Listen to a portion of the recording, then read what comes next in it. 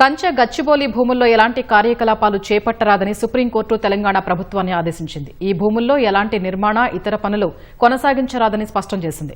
ఈ కేసులో ప్రభుత్వ ప్రధాన కార్యదర్శిని ప్రతివాదిగా చేర్చిన కోర్టు అత్యవసరంగా పనులు చేయాల్సిన అవసరం ఏమొచ్చిందని ప్రశ్నించింది.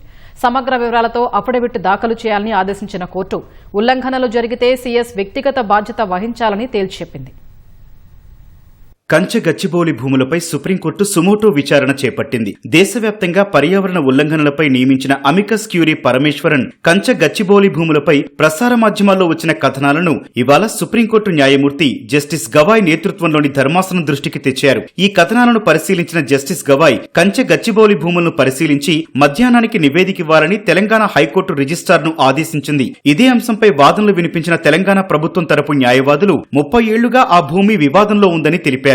అటవీ భూమిగా మాత్రం ఆధారాలు లేవని వివరించారు. ఈ దశలో రిజిస్ట్రార్ నివేదిక వచ్చిన తర్వాత తదుపరి వాదనలు వింటామన్న జస్టిస్ గవాయ్ విచారణను మధ్యాహ్నానికి వాయిదా వేశారు. మరోవైపు సుప్రీంకోర్టు ఆదేశాలు అందిన వెంటనే హైకోర్టు రిజిస్ట్రార్ హుటాహుటిన కంచె గచ్చిబౌలిలోని భూములను స్వయంగా పరిశీలించారు. దాదాపు 5 కిలోమీటర్లు కాలినడకన కంచె గచ్చిబౌలిలోని 400 ఎకరాల భూముల్లో కలిగి తిరిగిన రిజిస్ట్రార్ కు హైదరాబాద్ సెంట్రల్ యూనివర్సిటీ విద్యార్థులు అధ్యాపకులు అక్కడ చెట్లు నరికిన ప్రదేశాలను చూపించారు. రిజిస్ట్రార్ తన పర్యటనలో పరిశీలించిన సమగ్ర వివరాలతో సుప్రీంకోర్టు నిర్దేశించిన సమయానికి నివేదికను సమర్పించారు. హైకోర్టు రిజిస్ట్రార్ పంపిన మధ్యంతర నివేదికను పరిశీలించిన జస్టిస్ గవాయ్ అందులోని ఫోటోలు చూస్తే కంచె గచ్చిబౌలిలోని 400 ఎకరాల్లో జరిగిన విధ్వంసం అర్థమవుతోందని వ్యాఖ్యానించారు. వందల యంత్రాలను మోహరించాల్సిన అవసరమేంటని ప్రశ్నించిన జస్టిస్ గవాయ్ కేవలం 3 రోజుల్లో 100 ఎకరాల్లో చెట్లు కొట్టివేయడమంటే చిన్న విషయం కాదన్నారు. ఇందుకు అనుమతి తీసుకున్నారా అని ప్రశ్నించిన జస్టిస్ గవాయ్ చట్టాన్ని చేతుల్లోకి ఎలా తీసుకుంటారని నిలదీశారు. ఓవైపు తీవ్ర అభ్యంతరాలు వ్యక్తమవుతుంటే